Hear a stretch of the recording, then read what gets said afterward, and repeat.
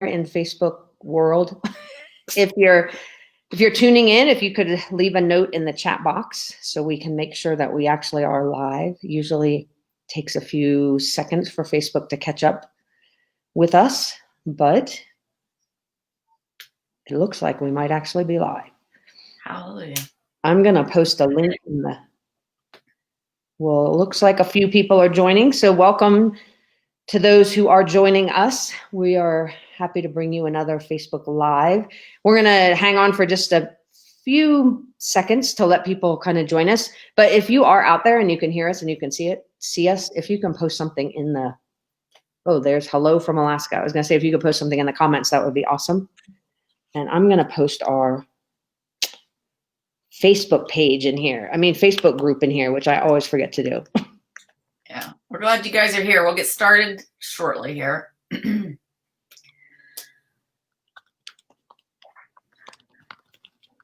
All kinds of people tuning in. All right. I'm excited too, because these people are tuning in to forecast revenue. It's that whole number situation. I know. Which is good. We got New York, Alaska, New Orleans, North Carolina, Southern California. Hopefully it's as beautiful a day where you are as it was here. I was outside to have my little mini lunch break. It was nice. I spent the whole morning setting up the little studio for all my videotaping. Look, this is what I got. This is what I got going on over here. Look at that. Behind the scenes, looking good. Got a whole big like computer or a movie set situation going on.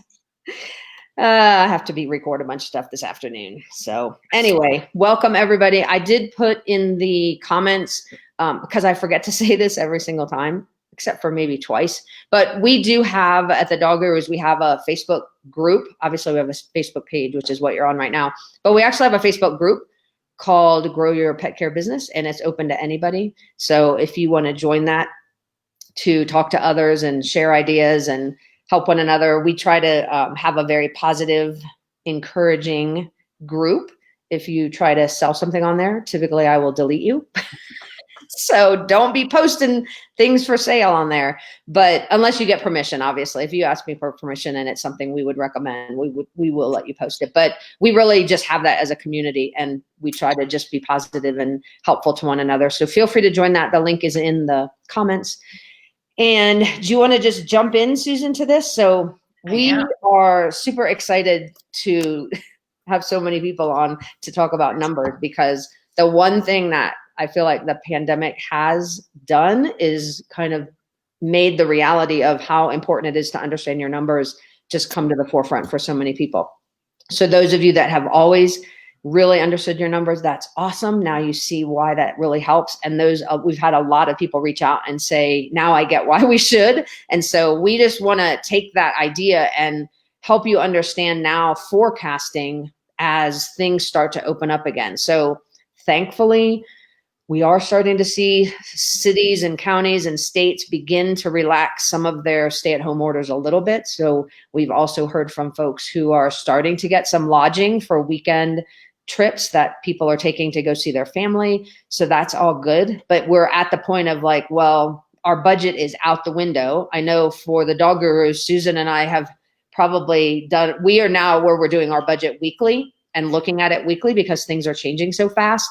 And so that's what we want to help you guys do as well. So I'm going to turn it over to Susan and you can start talking about whatever you want to start talking about. I'm going to start talking about occupancy percentages, because when I joined the pet industry back in the late 90s, 2000s, we talked a lot about knowing your occupancy percentage, especially for lodging. But when I applied that to my business, I would look at occupancy for every service. And basically occupancy, you look at the capacity. How much capacity do you have to take in pets for a service? And then you look at how many you have and you divide how many you have by your capacity, and that's your occupancy percentage. And the reason that KPI is so important is because it really does tell you where you're at, how much capacity you have to expand with the existing setup you have, space or employees. So like with daycare, you may not have all your team back yet. So based on the number of your team that's back, what's your occupancy running for daycare? And so once it starts to get above 50, 75%, then you're going to have to start thinking about, is it time to bring another person back? Is it time to add a day? What do we need to do? As for your lodging, as Robin said, probably your budget is out the window. So it's almost like saying, okay, I need to forecast like I'm a brand new business. And the way we tell brand new businesses to forecast revenue is to make some assumptions about your occupancy and then slowly grow your occupancy up, and you'll see your revenue go up. And you've got to forecast your revenue first before you know how many employees you need. So are you still with me? Don't be lost. It's not that hard. And I know, some of our POS systems can give you occupancy numbers. Personally, I like to do it in Excel, especially for my daycare, because Monday through Friday, I had a different capacity for daycare than I did on the weekends. And so I would just set up my capacity number based on the number of days in the month in an Excel spreadsheet and create that. But one thing we did do for this pandemic is kind of set up a Excel template that I think we're going to share, Robin. And we're going to go do something we've never done yet on a Facebook Live. We're going to share our screen and show you an Excel template. And so once you have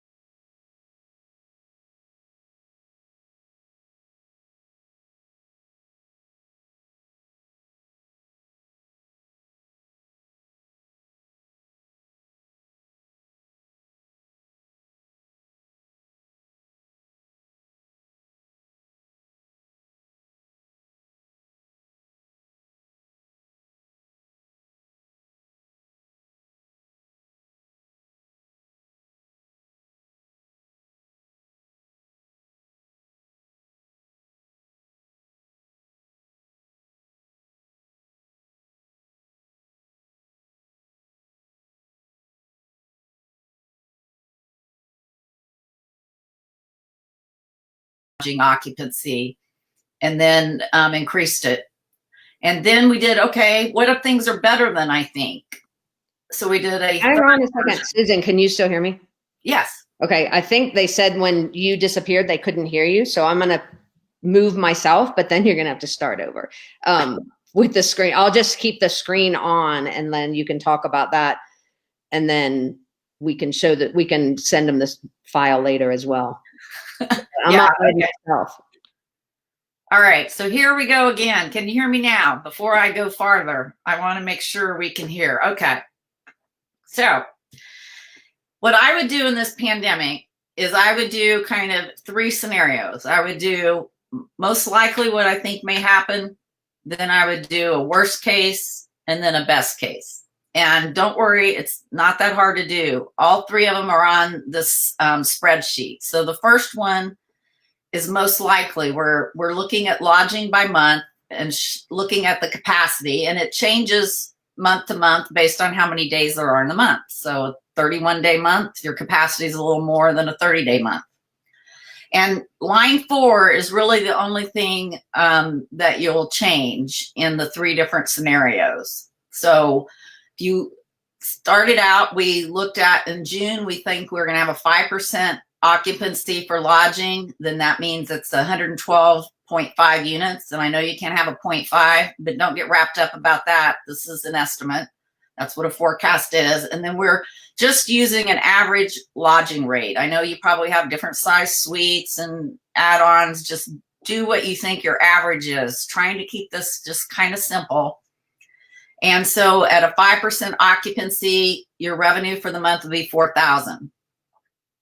And so we just did that through the end of the year, showing lodging coming back slowly. And then in the next section down, starting on row 9, we're saying, okay, what if it's not that good? What if it's worse? Worst case scenario. So you can see the occupancy percentages are even lower, 1%, 3%, 5%. And so then for that 7 month period, you would have about 79,000 in revenue. The first most likely is 145. And then we get down to, things could be better than I think. What would the revenue look like if it's even better than I thought it would be? And in that case, you can see that it's a little bit higher. Oh, I can scroll this. This is cool. All right. And so we went like 8%, 15%, 25%. And you can see we get to a total of 196. So you can see worst case scenario, you're about 80,000 in revenue. What you think is going to happen is about 145, best case 196. So that is quite a big range, but at least it gives you something to work with. And what I would do is then track how is May going or how does June go. And as you have more information, all you have to change is the one line for occupancy, line 20, 12, and 4. So once you get this set up, it's going to be real easy for you to update and get a forecast of what your lodging may look like. So Robin, why don't you come back and we'll talk about if we have any questions or anything. Yeah, so I did have a question of if we're going to give them the spreadsheet. No, we're not. You're going to have to create your own. No, I'm just joking. Yes, we are going to give you this spreadsheet. We will post it on our Facebook page where we've been posting the links to all these videos that we've been doing. So it'll be later this afternoon, but I put the URL in the comments, but it's thedogheroes.com/COVID-19. We have all of our resources there. So on that page, you'll see a link to this video, and then we will put a link to that Excel spreadsheet as well. So you can download it and play with it yourself.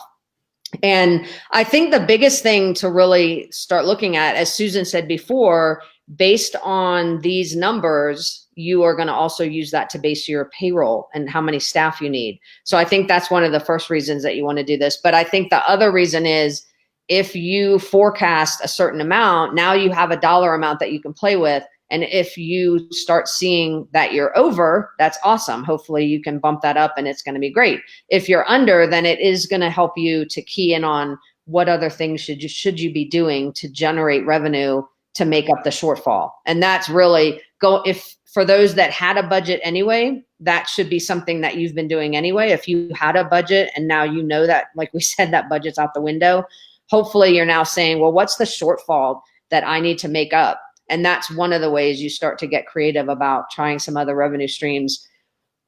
Or you could just be really depressed. But we would rather have you try other revenue streams to try to make up some of that balance. But this planning this way will actually help you a little bit. So Renee had asked, what is the capacity unit numbers? It's a good question. So for lodging, it is the number of enclosures you have. So in this case, it was 75 enclosures times 30 days in June. In July, it's 75 enclosures times 31 days, which is why the numbers differ depending on whether there's 30 or 31 days in the month. So you can do this calculation for every service, but I think for most of you, knowing what your lodging shortfall is probably going to be is an important number for you to figure out, because I know a lot of our members lodging, especially in the summer, is a big number, and it's kind of scary to think about how low is it going to be. And this forecast can tell you how low it may be.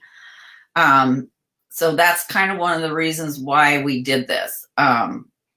Now, the better you do as far as getting your occupancy up, and if you can get your average rate to be higher, that would be another way to get that revenue up. So your average rate, again, to keep it simple, is what I would look at is maybe look at January or February, one of your regular months for the year, and I would just take your total lodging revenue and divide by the total number of pet nights to see what is the average lodging revenue per pet night, and then use that in this calculation.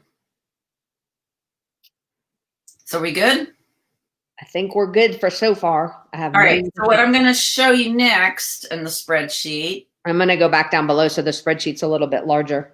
Okay. Don't you love it when Robin just pops in and out on us? Okay. So like I say, you can forecast any revenue stream.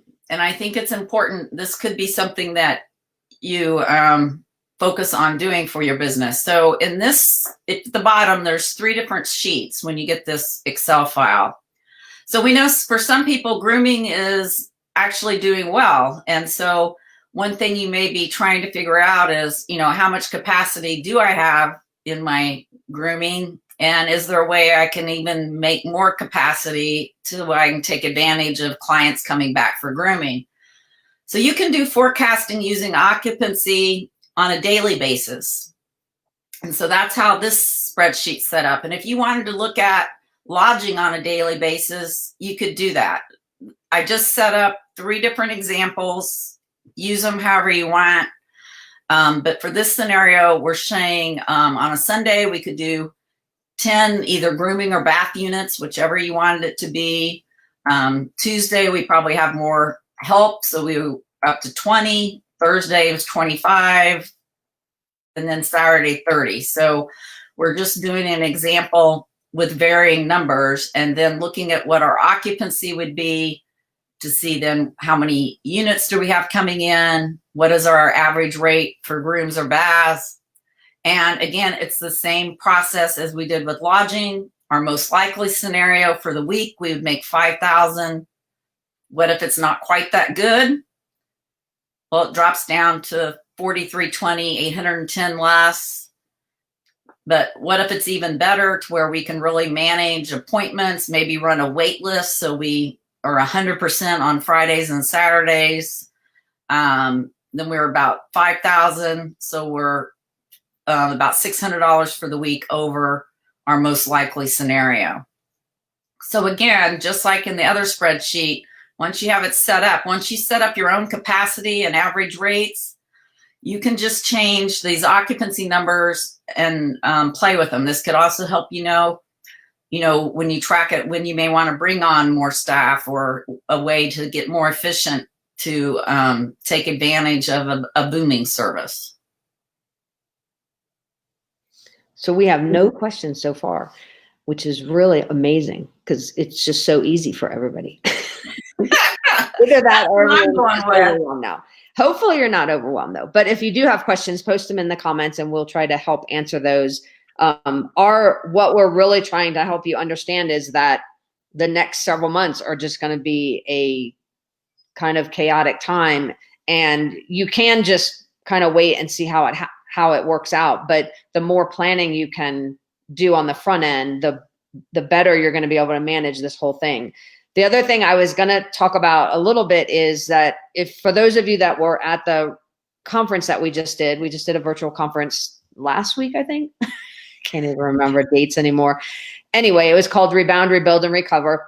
One of the sessions that we did in there that was really popular was Start Inviting Clients Back Now.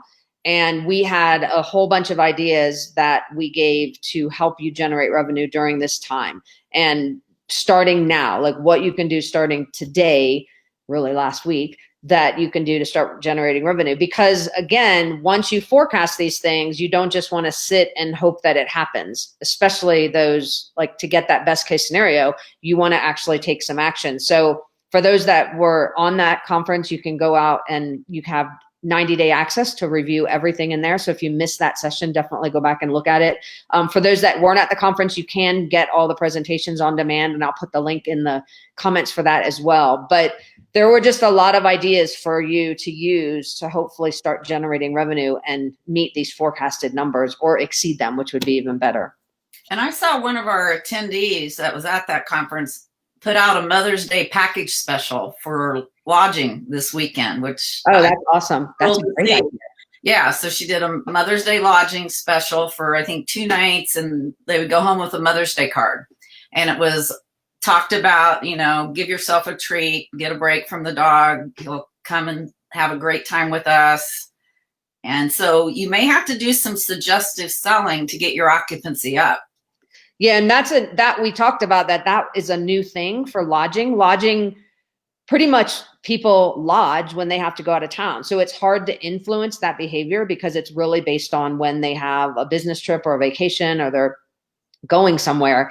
And so this is a new thing for the lodging industry to say, how can we actually influence behavior so they actually do bring their dogs in? And so that's one of the things that we talked about was just a lot of different creative ideas for encouraging 2 to 3 night stays. But the Mother's Day one is great. I think that's a great idea. So we'll have to follow up and see how it goes, but you got to try it.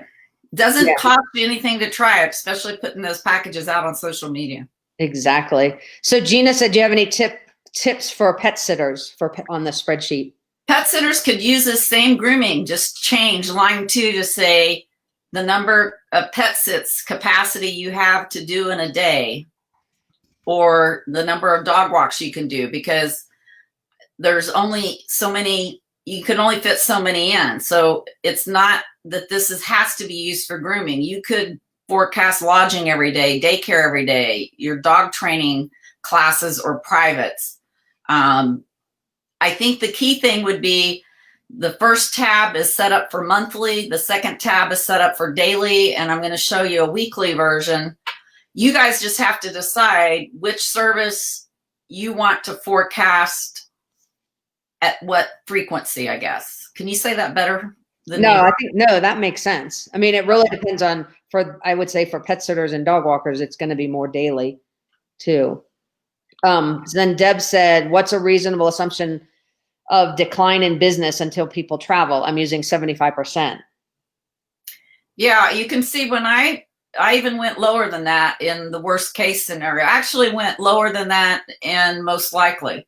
So it's up to you. You know your market. You know what kind of calls you're getting.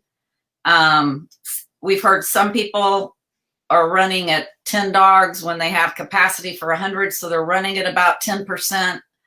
I would if you're at 0, I don't know that I would go to 25% the next month. I would probably go 5 or 10%.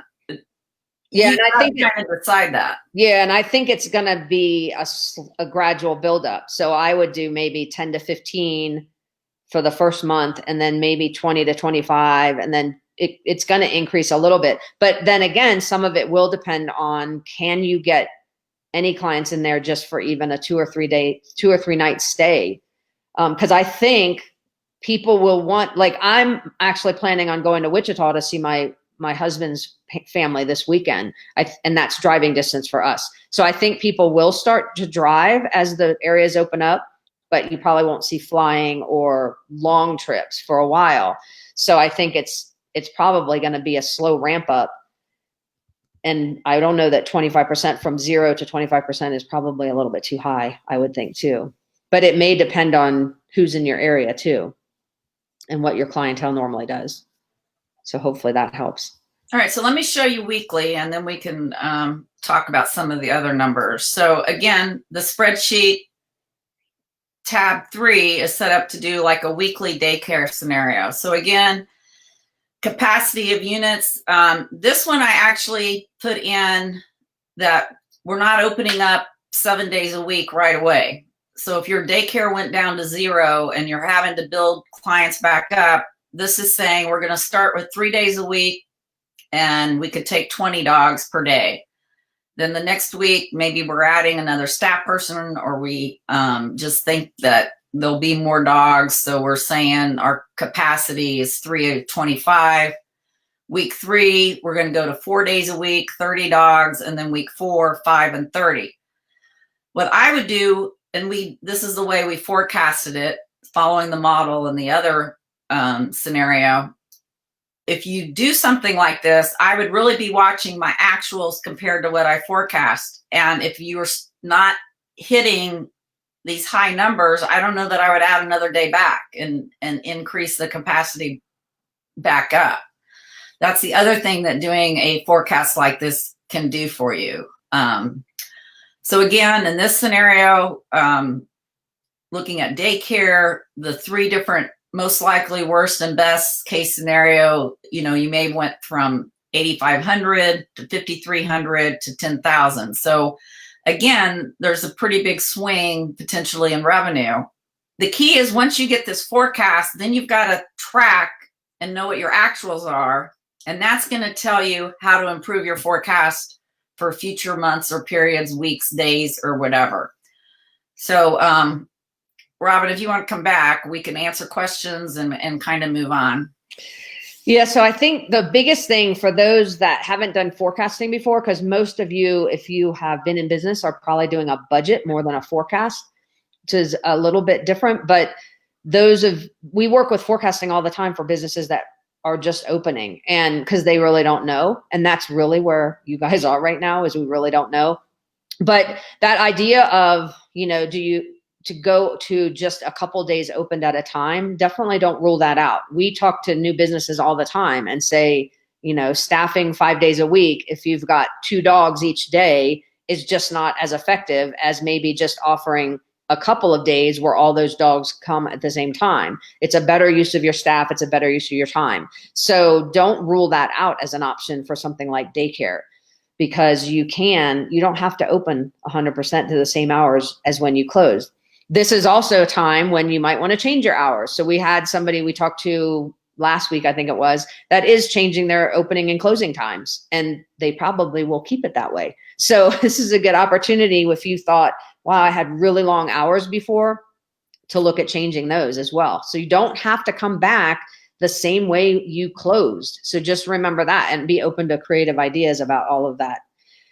So Kristen said, dog grooming is non-essential in Michigan, but boarding is essential. So do you have suggestions on those wanting baths that come for a night? So yeah, that's what they've been doing. That's a great idea, that they can't get a bath just for the day. So then you get an overnight, which is good for you.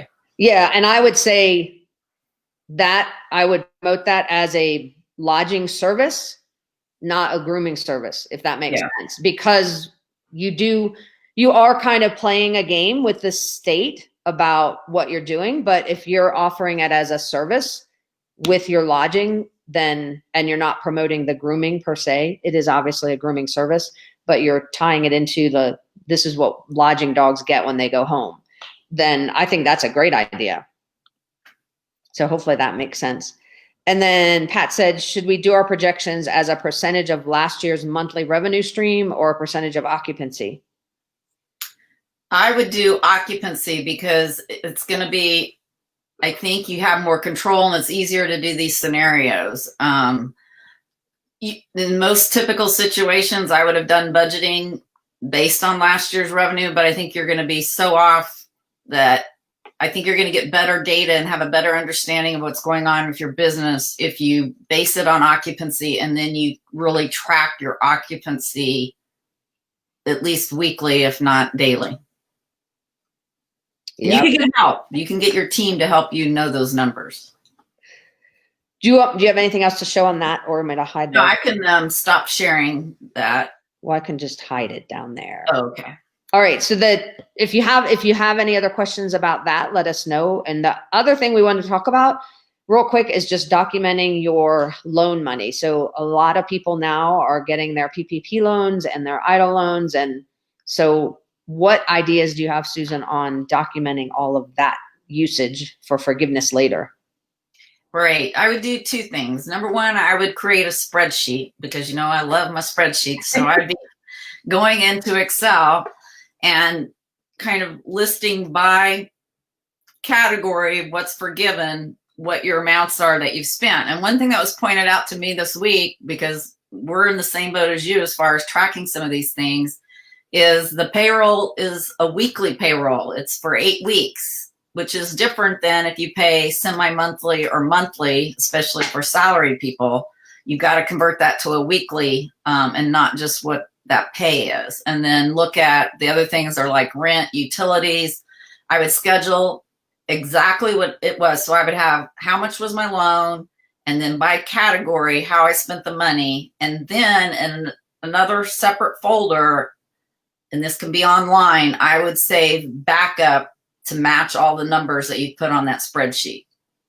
So your payroll reports, your utility bills, scan them in, or if you get them electronically, just every number that's on your spreadsheet, have the backup of the number ready to go for forgiveness.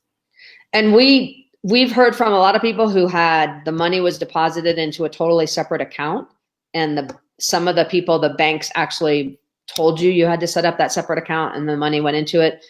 And that's what we would actually recommend. So, but other people, the money was just deposited into their regular account. Just for tracking, we would actually recommend separating that money if it's all possible, just to be more clear and to have everything just cleaner.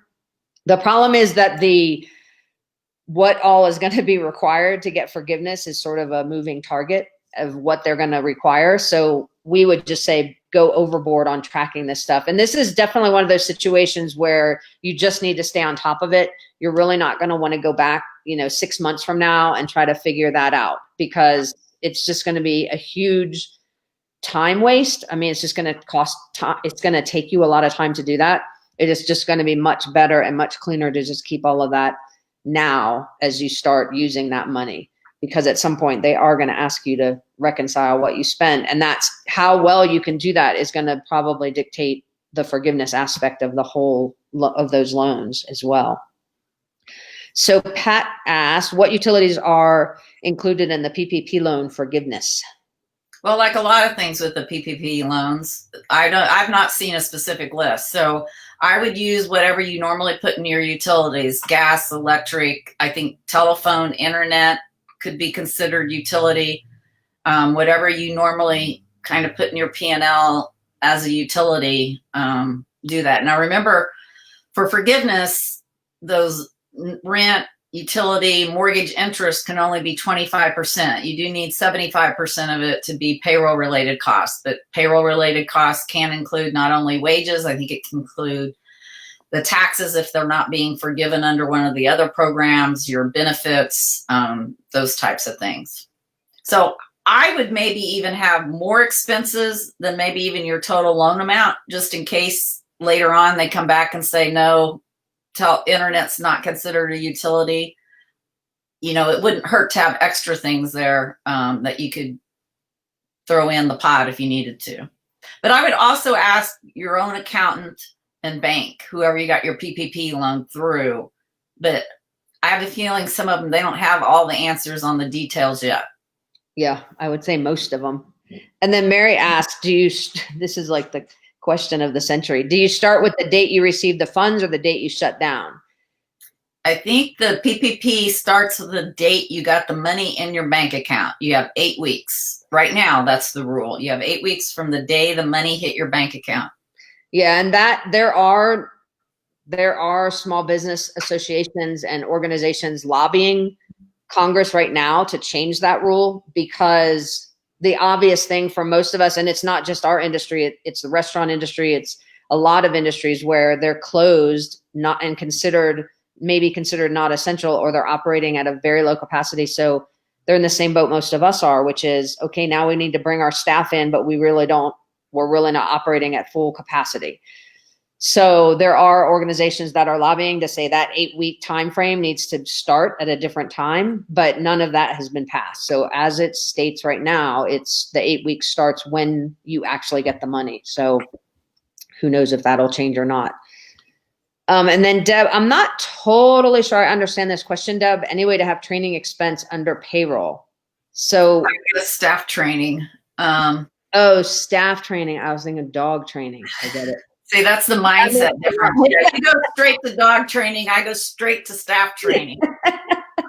That's the difference. Okay, that makes sense. I don't know if it would be. I think you could make that argument, but it wouldn't surprise me if they threw it out. But especially if you're hiring new staff and maybe you track or you're doing refresher training to have the payroll. I mean, again, I think it wouldn't hurt to have a few of those line items, but I wouldn't count on it. Yeah, definitely the time spent doing the training could be used, but not the actual cost of the training probably. Let me see. So Samantha said, I had 2 people unable to come back once we opened, but I have 2 temporary workers who are currently filling their position. Does the payroll go towards the people that are currently working or the previous employers? No, it's a payroll that's also payroll dollars, but also FTE. So they do understand that some of the people may not come back. And so if you have the labor hours and the FTEs, that's what I think they are going to be comparing to. Yeah, and that's exactly what we've heard all along. And again, the biggest thing to really understand is document. I think the rules are really all over the place, and there's changes to those that are happening from the time the law was signed to the time that the banks actually got the documentation to grant the loans in the first place. There's been changes. So, and I don't even think all of the questions are answered. So I just think it's going to be consistently changing. Yeah, the one thing I would caution is I think they're going to look at actual payroll dollars, which means it's an employee that's on your payroll that you're paying taxes for, differently than a 1099 contractor that you're paying on a contract basis and you're not paying taxes. I have not seen anywhere that confirms that you can count payment to 1099 workers as part of your 75% forgiveness. Yeah, that was one thing we did early on. Okay, so then we'll ask one more question. Gina said, I got unemployment to pay myself, a sole proprietor, then got PPP loan accepted. Can I use PPP 100% for other expenses than paying myself? I realize I won't be forgiven. Yeah, it's a loan. So yeah, if you want to have a loan, you can. Yeah, and it's the lowest loan you're going to ever get. Yeah, I think it's 1% interest. There have been people that are just agreeing to pay it back and using that money for other things. It's what the forgiveness part is where it has to be the 75%, 25%, but otherwise it's just a super low interest loan that you could use for other things. But then I would go into actually doing a budget and a cash flow plan to make sure you're going to be able to do those loan payments and have a cash flow plan on paying back the loan. So I think those are the main things we wanted to talk about today. We also said if you wanted to ask us other things, you could. So if you have any other questions or any comments or any final thoughts, we're happy to answer those. I know next week we're going to jump on and do a Facebook Live talking about reopening and protocols for reopening and what that should look like. And we've seen some really amazing things that people are doing to start to reopen. But we also are hearing from a lot of people that are a little bit nervous about reopening. So we're going to talk a lot about that. We'll have hopefully Mel from Health Technologies come back to talk with us about that as well. So I have one more forecasting tip, Robin, that I don't know that we made really clear. So, one thing that I definitely would do the forecasting with a spreadsheet of how you think the revenue is going to come back. But the other thing that you might want to do is if last year, like this was my revenue that I don't think I'm going to get, identify what is the shortfall amount. Is it a $10,000, $20,000, $50,000? What is that shortfall amount? And then as you're doing your forecasting, you're looking to see how you're going to make that up. And can you make it up in other services, or are you going to need to reduce your costs? Unfortunately, not all your costs are going to vary based on how many pets come in your doors. So another good exercise, if you've never done it, is to take your profit and loss either from January and February or even last summer, if your expenses is very different in the summer versus the winter, and just go line by line and say, is this going to be different based on having fewer pets? If not, it's probably a fixed cost. And then just add up, what are my monthly fixed costs that I have to pay regardless of how many pets come in my doors? And at a minimum, you're going to need to forecast that much in revenue for the period, plus your payroll costs related to those services. And remember thinking about, it's not just the number of dogs you get in there, it's the amount of money you're getting per pet. Right. So if your numbers are going to be lower, which let's just say they are because of COVID-19, maybe your revenue per pet is higher. And how do you do that? And we could have actually a whole session on that and bring Lori back in. But revenue per pet is dependent on not just the service they're getting, but what else can you sell them? What can you offer them? Other activities? Can you offer specials? Can you offer them whatever? So building additional packages so that your revenue per pet goes higher is another way to help bring in that revenue. So don't just say, well, they're going to come in and I'm going to get X dollars a night for the lodging stay.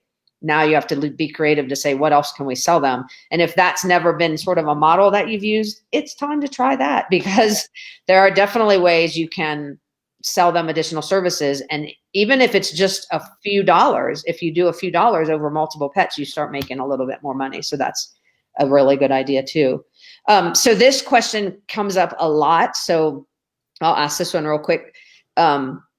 Everyone's refusing to come back because they want unemployment. I've had to pull in family members to temp for them. I haven't gotten the PPP money, but I'm still hoping. Any advice on bringing them back? Well, technically, if you've offered them the position and they turn it down, they have quit and are no longer eligible for unemployment. That is the technical rules of the law. And in many states, the employer is required to report that. It's up to you as a business owner if you want to comply or not. Yeah, and that's in terms of, we've talked a lot about in terms of the people that don't want to come back. There are some people that are saying that because maybe they live with somebody that's at really high risk and they don't want to expose that person to any potential. And there's some, or maybe they themselves are high risk and they don't want to come back. And this is where, as a business owner, you're going to have to decide, what you're going to do, because those people might have a legitimate reason for not coming back to work, but they really are a good employee and maybe you want to work for them. Those are the people I would really try to keep on, but try to give them stuff to do at home if it's possible. And we have lots of ideas for work at home if you need that as well. But then those employees that are just like, I just want to get the $600 unemployment, so I'm going to stay home. They technically do lose that if you offer them a job back, because they quit. So you really have to decide what that's going to look like. There are some states that will allow the person to get partial unemployment as long as they're not getting all of their hours back too. So look at that. That's a potential way to kind of meet in the middle with that. But that does just depend on state by state. But we've been saying for those employees that, are really your A team, hopefully they're going to want to come back. And you may be looking at hiring new people for the ones that are not coming back. So you have to look at that as well. So, and then we did have a few questions about the loan, and I was saying it was a super cheap loan, but it is a 2-year loan. You don't have 30 years to pay that off. So that's why understanding and making sure you can pay the loan back is important if you're going to take that as a loan. And then Pat said, we've gotten the PPL for about 100,000. Do we have to spend over 75 for payroll and 25 for rent and utilities to have it forgiven? Yes. Or can we spend 50,000 on payroll and 15 on rent and utilities and have the balance of 35,000 left over as a loan?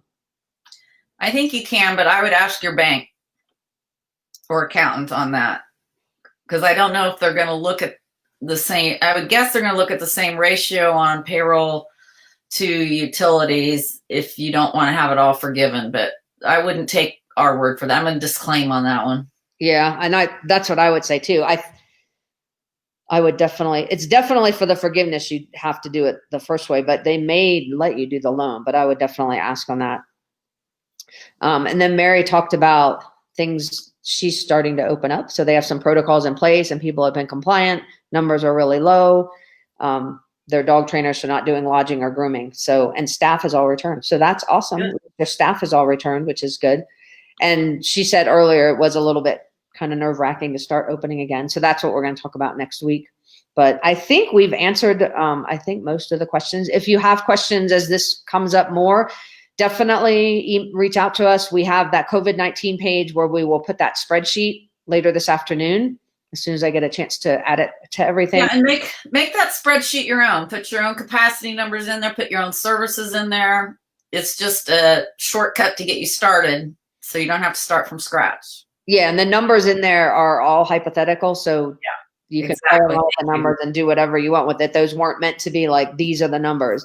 That was just really meant to help you get started And for those that aren't used to forecasting, this is a good time to just start figuring out what's this going to look like. And then ultimately it will help direct what your conversation is with your staff as to who's coming back when and who's coming in and that kind of thing. And then hopefully everyone will exceed their forecast numbers, but it will at least give you a number to shoot for. So at least you have a goal, and that will help you become more creative and get your staff more creative about helping you to reach that goal too. And I would share some of those numbers with your staff to say, this is what we're trying to do.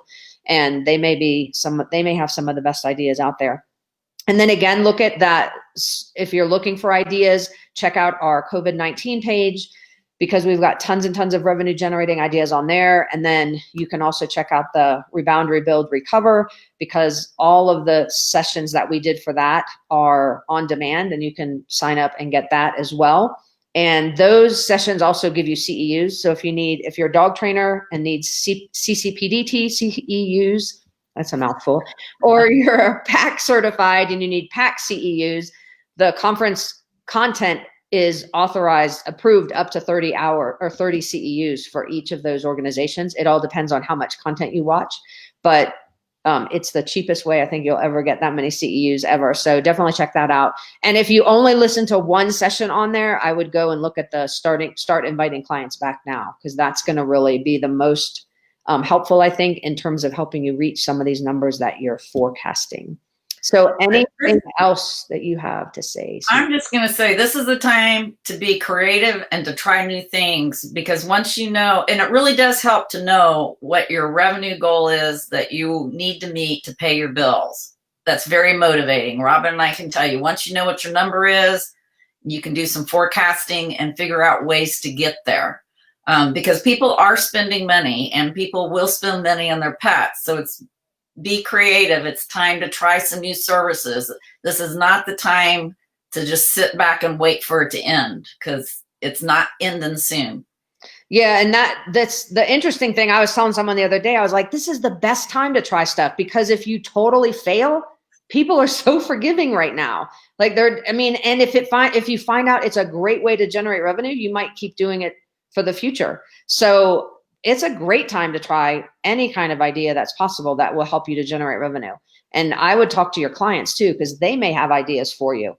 So don't rule out like things that they're saying, oh, I wish I had XYZ. You might be able to provide that, generate revenue. And maybe it's a great idea and you don't want to keep doing it. It doesn't matter. Do it now to generate revenue so you're able to survive this time frame, and then figure out if you want to keep doing it later. It's also a great time to start something and end it, because people are going to be like, oh, I really love that service. Yeah, we're not doing that anymore.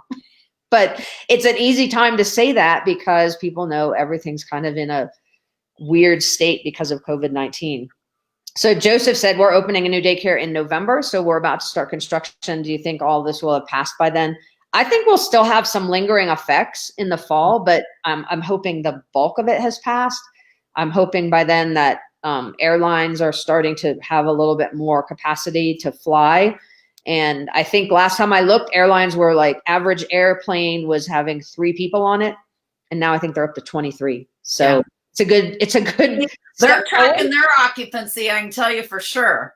Yeah, exactly. So yeah, it's a terrible time for, a ton of industries, but the cruise lines are starting to offer trips again.